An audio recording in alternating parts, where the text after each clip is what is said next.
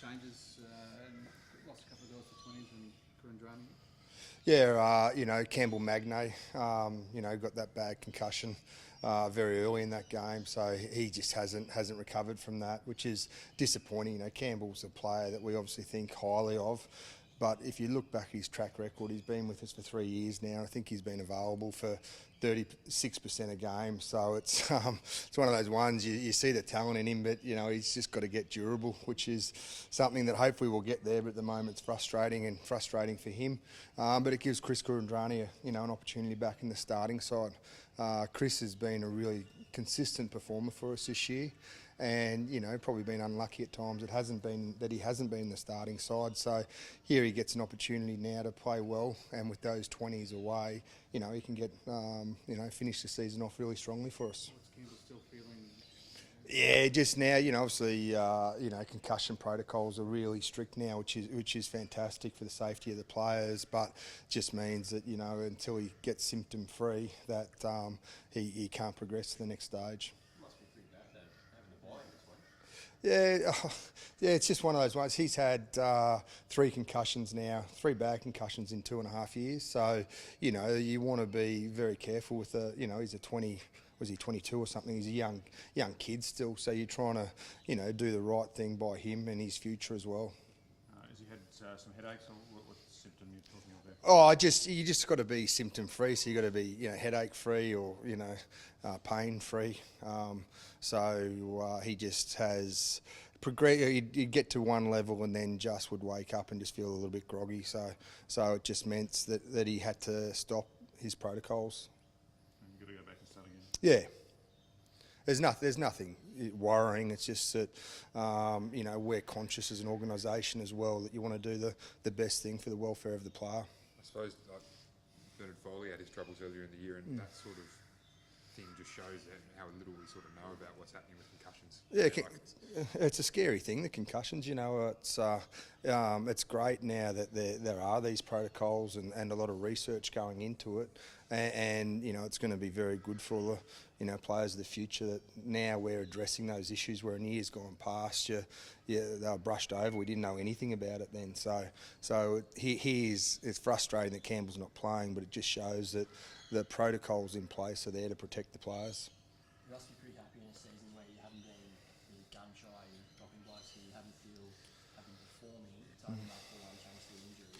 Must be pretty happy. Yeah, we've been pretty consistent the last few weeks, generally, with selection. Really feel now that the team's settled down and we've got some really good combinations, and the team has played relatively well over the last month. We've beaten the Kings, we've beaten the Rebels. Everyone probably say we should have beaten the Tars as well. So the last 4 games, we could have had 3 wins, and now we've got 4 games to go, and there's a lot to play for the here and now, but also for the future of the organisation. The shape of the Oz Conference, has it just been a massive emphasis that simply this week is a must win? There's no coming back really if you lose this week? Yeah, listen, definitely the conference is still alive. The Brumbies, have nearly got a 2-game jump on everyone, so it's going to be tough to get that back. But the reality is we're just focused about winning football games. We want to finish with as many wins as we can get. If that's good enough to make finals at the end of the day, it's an added bonus. But we want to be a team that, can win 3-4 games in the next, 4 games and finish with 6 wins, in particular, and a couple of close losses. And you'd say that's a really good building platform for the future. But that amount of wins could still get you into the finals. That round 2 performance against the Force was, you were pretty scathing of it afterwards. Have you looked at that? Scathing's a very polite word. It was a long flight back. Yeah, I showed them the last few minutes of that game yesterday afternoon before we trained. For me, the last few minutes summed up that performance. We had a line out 5 metres out that we stuffed up through our own doing. We turned the ball over the breakdown. We were slow to react, and it finished with Frisbee getting the ball stripped out of his hands, and there was the game gone. So it was just a little wake-up call for the guys. But in fairness to them and those that have been here this week and seen training, you would have seen the intensity and the physicality through the boys' efforts, and I think that's the most important thing that we've got right this week. What was the reception? You sort of answered it, I think, Ben, but what was the after you showed the video and then I went out to do it? Oh, there was no real reception to it. It was just, hey, listen, you know, I reckon, and I'm a bit lucky in a sense that I was on the other side. You know, I coached the force. I was part of driving that attitude of the chip on the shoulder and being dirty at the breakdown and getting away with whatever the referee let you get away with, you know, and it's been successful for a while, but just felt, you know, the Reds over the history have probably rocked up and gone into the game and felt you just win it, you know, through reputation, and that's just not doing justice to the Western Force. They're a competitive side. They compete for everything. They're desperate, and you've got to be as desperate as them and show them that respect that they deserve. And I think you'll see a team on Friday night that will do that. Speaking of desperate, mate, they've got players playing for their livelihoods over there, haven't they? They do, you know, we had the same thing with the Rebels last week. You know, the state of Australian rugby at the moment, where 1 week it's the Rebels, 1 week it's the Force.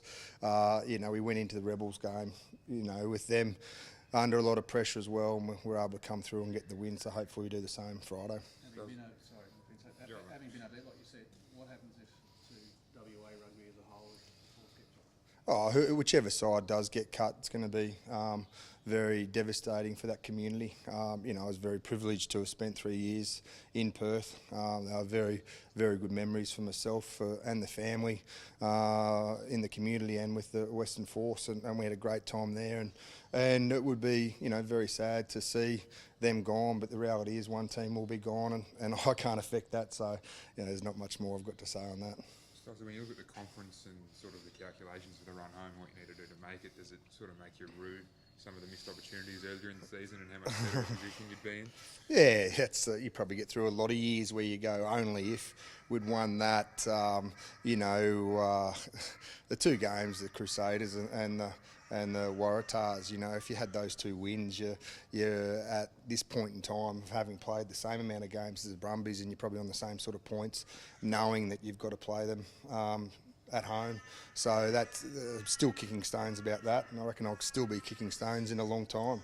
But what we can do is we can make sure we win Friday night and build momentum. It's not far until the international break. How much did the gold jersey play on kick this morning? Listen, you know, I think Queensland for a long time, and through the DNA and history of the organisation and the team, that you knew that Wallaby jerseys came on the back of a Queensland team playing good football. And for us to get really good numbers in the Wallabies, we need to play well as a team, and we need to win over the next couple of weeks to really maximise those guys who are on the fringe of selection, and that will help them get in the Wallabies. You know, and they're not thinking about that as being their driving focus at the moment. Their team has come together incredibly well, and the feeling post that win against the Rebels, like we're just sitting in the change room, no one was on their phone, and we all know in this day and age social media dominates their lives, and the guys were just talking to each other, and you looked around and you just saw a team come together, and you know, they're motivated, incredibly motivated to win on Friday night.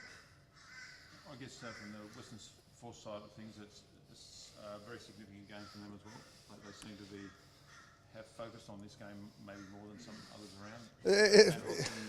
Will definitely play, and they seem like they feel this is a winnable game for them. Yeah, it's probably a little bit like you know, Queensland New South Wales games in over time. Whereas if Queensland won, you know, you beat New South Wales, you finished feeling like you'd really accomplished something for the year. And I don't know, I just think the Force pride themselves on their performances against the Reds.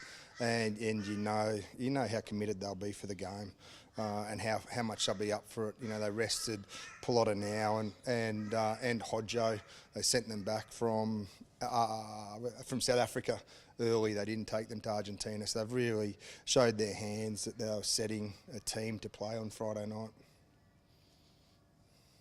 Just sort of, you guys are hopping on a plane first thing after the game, aren't you? But yeah, pretty bad couple of weeks coming not up. far off. Yeah, it's we play Friday night, and then we're on a flight Saturday night over to Samoa, and we're going to have a full week over in Samoa, good thing is we're taking 29 players, so it's pretty much close to the full squad, considering we've got a few guys away with the 20s, and it will give us an opportunity to go into an environment that the guys don't, go to very often. It's a Samoan Island time. We really absorb the culture over there. Taniela's got family, I think, in every island in the world, and he's got some in Samoa, and he's got a mother over there that's going to put on a feed for us for his 21st birthday on the Sunday night. We'll do a lot of coaching clinics, and we'll embrace the Samoan people, and we'll look forward to that. But that's down the track.